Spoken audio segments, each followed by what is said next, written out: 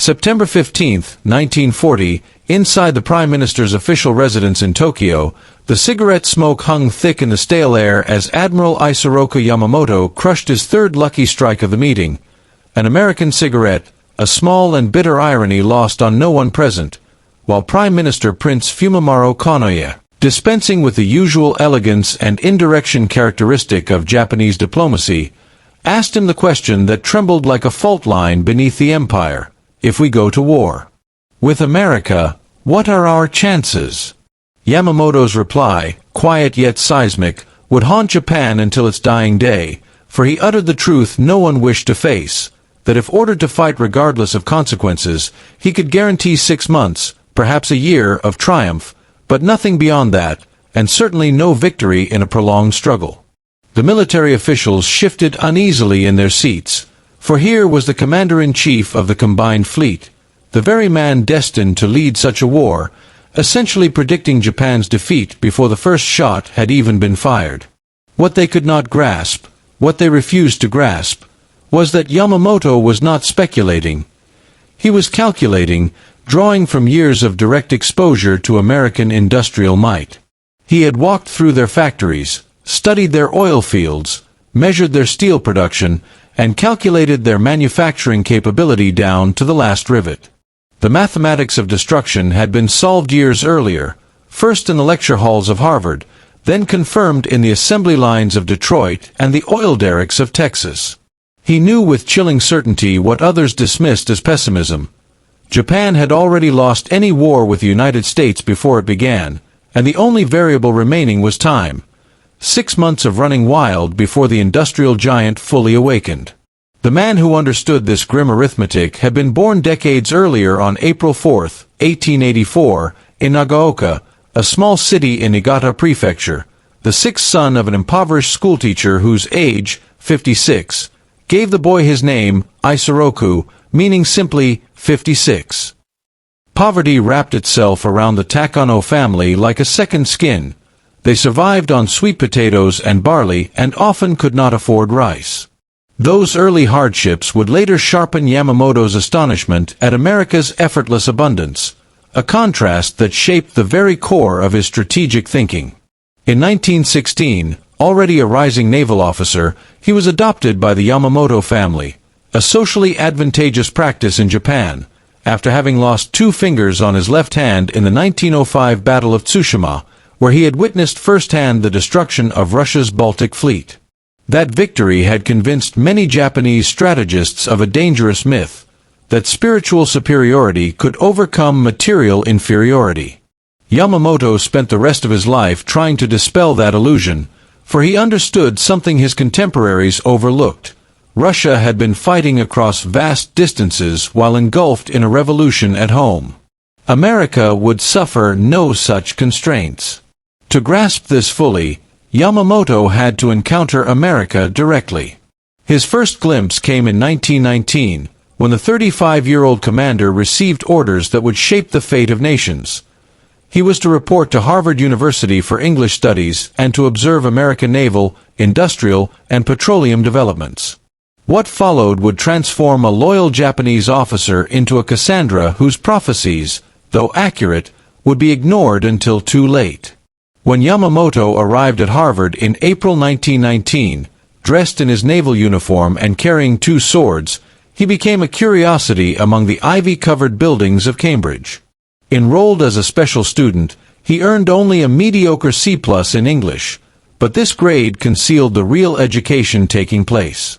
Lodging in modest quarters in Brookline, he developed a nearly monastic routine, sleeping only 3 or 4 hours each night and spending the rest reading voraciously about American industry, petroleum production, steel manufacturing, and aviation. His small room overflowed with geological maps, statistical abstracts, and technical journals. He understood before most that the future battlefield would not be defined by battleships alone, but by oil, steel, and assembly lines. While other Japanese students attended regular classes, Yamamoto lived inside Widener Library, devouring treatises on petroleum geology and learning that the United States produced 65% of the world's oil, 378 million barrels in 1919 alone, while Japan had none of its own and imported nearly all of it, mostly from America. The more he learned, the more the equation of war resolved itself with brutal clarity.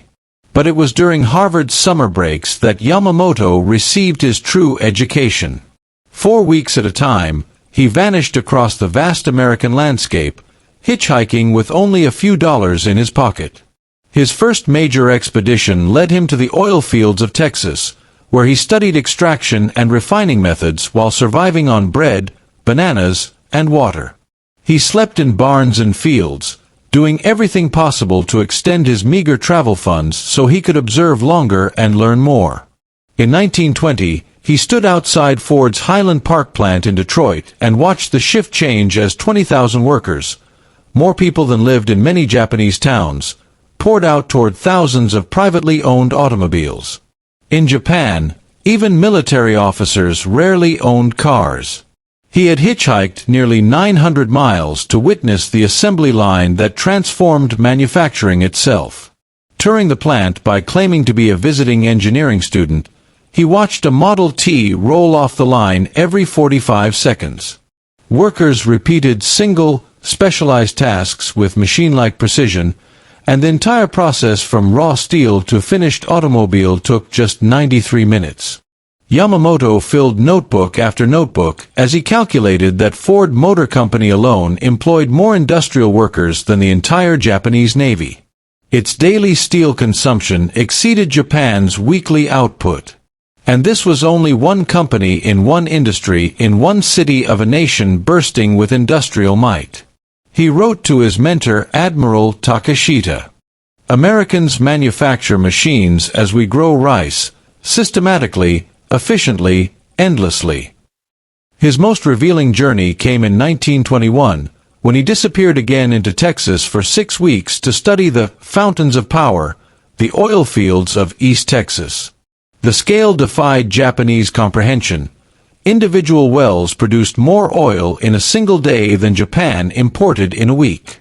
At the Port Arthur refinery, he saw a facility processing 100,000 barrels of oil daily with equipment operating around the clock.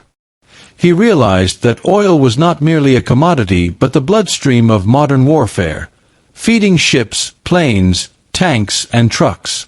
And America possessed oceans of it beneath its soil, while Japan possessed none.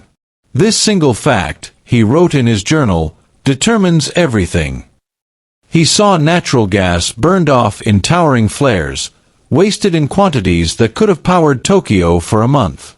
This casual abundance convinced him more than any naval demonstration that America could not be defeated by a resource-poor island nation. In January 1926, Yamamoto returned to America as naval attaché in Washington, and the posting confirmed everything he had feared. Now able to travel officially, he systematically toured steel mills, oil refineries, aircraft factories, and shipyards.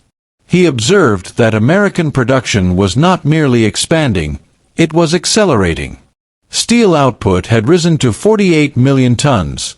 Oil production topped 770 million barrels.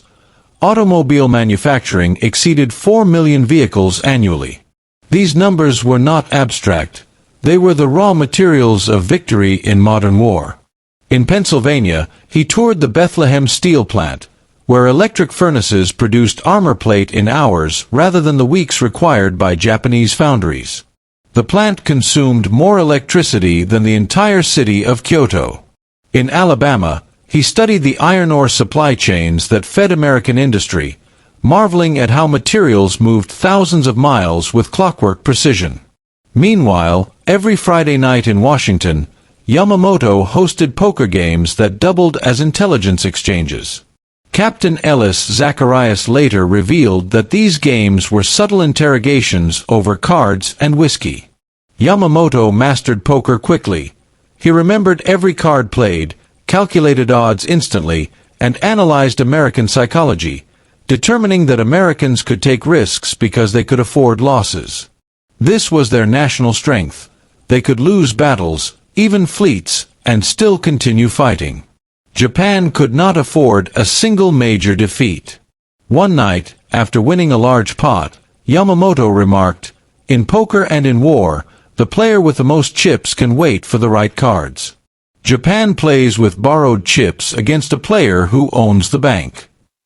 It was aviation, however, that most profoundly shaped his thinking. Visiting aircraft factories in Ohio and California, he observed mass production techniques applied to aviation. Workers who had never seen an aircraft before could build one within weeks. The United States produced thousands of aircraft annually, while Japan struggled to produce a few hundred, often using imported engines. America was thinking in 3 dimensions, he concluded, while Japan still worshipped battleships.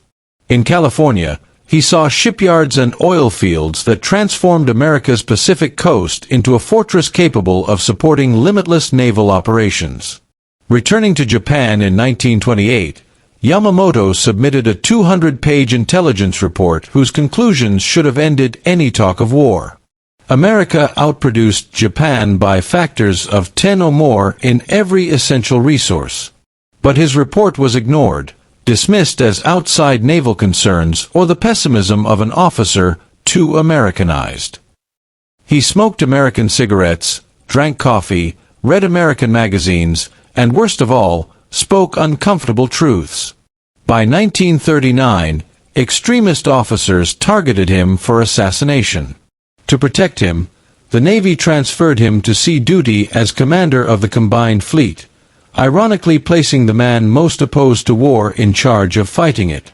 He wrote privately, "It is like being asked to perform surgery on a patient determined to commit suicide." Yet when war planning accelerated, he continued warning political leaders. "To Konoye, if we fight America, I can give you 1 year. After that, nothing." But his warnings were brushed aside, drowned by fantasies of Japanese superiority. And then came the supreme irony. Yamamoto was ordered to plan the Pearl Harbor attack, a strike he knew would succeed tactically but fail strategically. He understood American psychology. An unexpected attack would shock them not into surrender but into total mobilization. Still he obeyed, hoping that early victories might force negotiations. But he predicted with absolute certainty that once America awakened, Japan was doomed. When Pearl Harbor succeeded on December 7, 1941, the nation erupted in celebration, but Yamamoto retreated to his cabin, knowing the attack had ensured Japan's destruction.